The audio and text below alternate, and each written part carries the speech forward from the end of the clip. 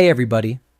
Today we're going to learn how to fix choppy playback lag in Premiere Pro without upgrading your PC.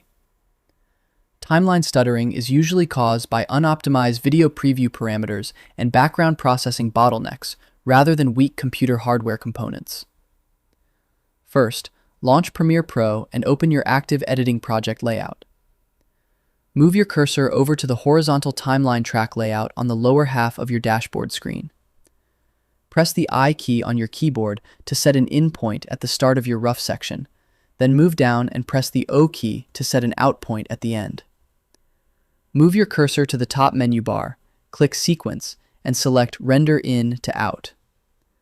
Premiere Pro will process the effects and turn the timeline status indicator line from bright red to solid green, guaranteeing zero lag real-time tracking.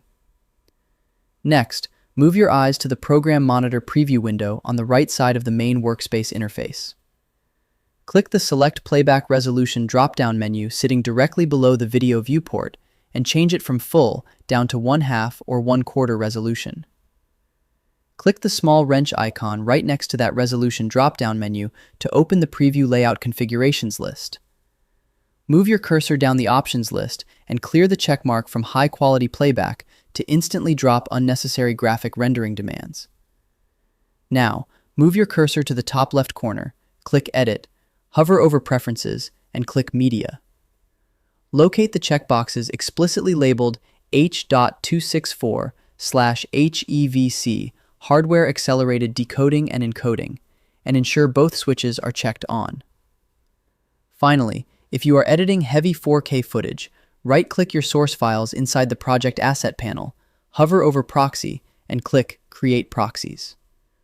Select the lowest resolution editing proxy template available to build lightweight background duplicate tracks that scrub with absolute fluidity. And that's it! I hope it helps you in your current and future project. Thank you for watching.